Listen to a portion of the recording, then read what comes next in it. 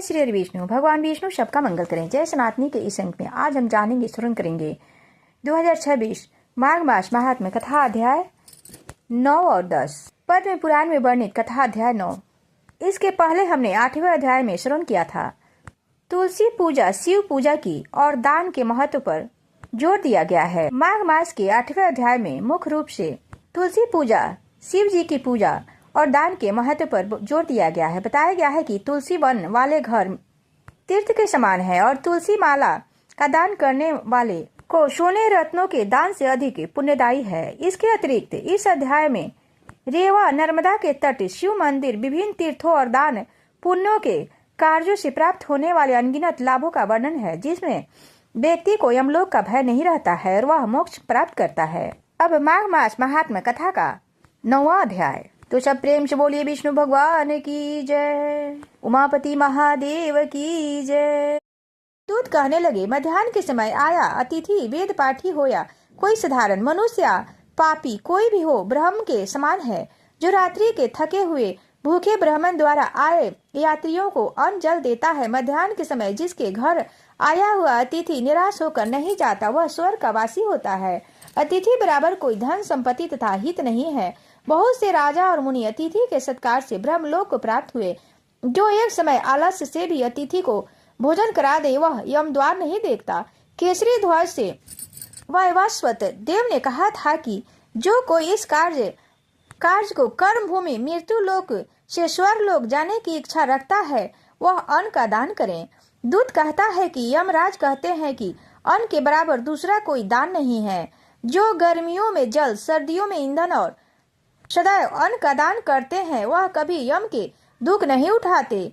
जो अपने किए हुए पापों का प्रायश्चित करता है, वह नरक को नहीं जाता।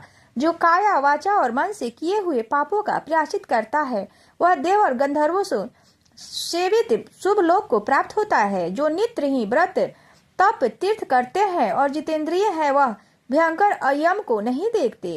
नित्य धर्म करने वाला दूसरे का अन्न, भोजन और दान का त्याग दे।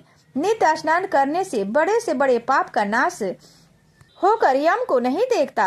बिना स्नान पवित्र कैसे हो सकती है। जो मनुष्य माघ मास महात्म्य के समय में चलते जल में स्नान करते हैं, वह बुरी योनियों में नहीं पाते, न ही नरक में जाते हैं। माघ मास में प्रातः स्नान करने वाले मनुष्य को नियम पूर्वक तिल पात्र और तिल कमल का दान करना चाहिए। यमदूत कहते हैं कि हे विकुंडल, पृथ्वी, सोना, गौ आदि परम दान करने वाला स्वर्ग से नहीं लौटता।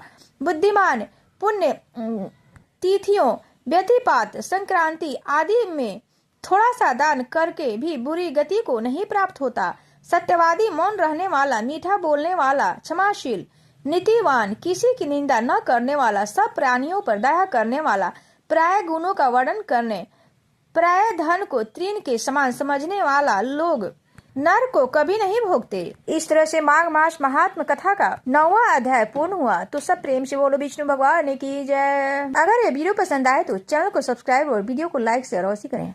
अब माघ मास महात्म्य कथा का 10वां अध्याय, श्री पद्म पुराण अंतर्गत 10वां अध्याय। यमदूत कहने लगे कि हे वैश्य, एक बार जो भी गंगा जी में स्नान करने से मनुष्य सब पापों से छूटकर अत्यंत शुद्ध हो जाता है। भगवान के चरणों से उत्पन्न हुई पवित्र गंगा जी के जल को भी श्री शिव जी अपने मस्तक में धारण करते हैं। वह ब्रह्मा जो संदेह रहित प्रकृति से अलग और निर्गुण है, ब्रह्मा में उसकी समानता किससे हो सकती है। गंगा का नाम हजारों योजन दूर से ही लेने वाला नरक में नहीं जाता, इसलिए मनुष्य को अवश्यमेव गंगा जी में स्नान करना चाहिए। हे वैश्य, जो ब्राह्मण दान लेने का अधिकारी होकर भी दान नहीं लेता, वह आकाश के नक्षत्र में चंद्रमा के समान है।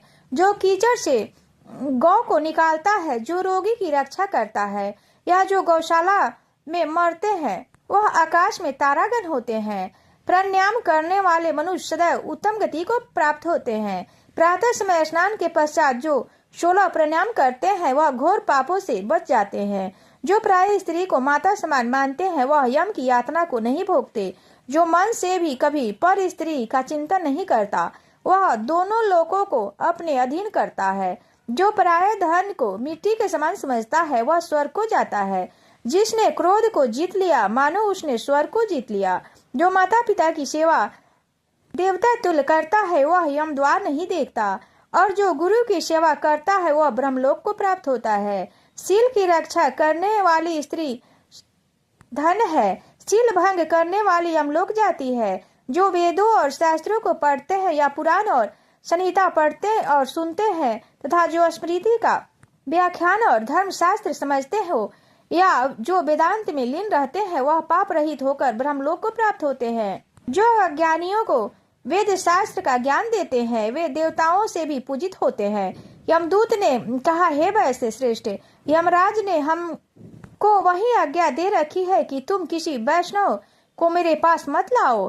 हे वैश्य, पापी लोग को इस संसार रूपी नरक को पार करने के लिए भगवान की भक्ति के सिवा दूसरा कोई उपाय नहीं है। माघ मास महात्म्य भगवान की भक्ति न करने वाले मनुष्य को चंडाल के समान समझना चाहिए। भगवान के भक्त अपने माता पिता दोनों के कुलों को तार देते हैं और उनको नरक में नहीं रहने देते, और जो मनुष्य वैष्णव का भोजन करते हैं वे भी कृपा से श्रेष्ठ गति को प्राप्त होते हैं। बुद्धिमान को सदैव वैष्णव का अन्न खाना चाहिए, इससे बुद्धि पवित्र होकर मनुष्य पाप नहीं करता है। गोविंदाय नमः इस मंत्र का जाप करता हुआ जो मनुष्य मृत्यु को प्राप्त होता है वह परम धाम को प्राप्त होता है, इसमें संदेह नहीं है। जो ओम नमः भगवते वासुदेवाय इस द्वादशाक्षर मंत्र का जाप करता है उसके ब्रह्म इत्यादि बड़े बड़े पाप नाश हो जाते हैं। इस तरह से पद्म पुराण अंतर्गत 10वां अध्याय समाप्त। तो सब प्रेम से बोलिए विष्णु भगवान की जय।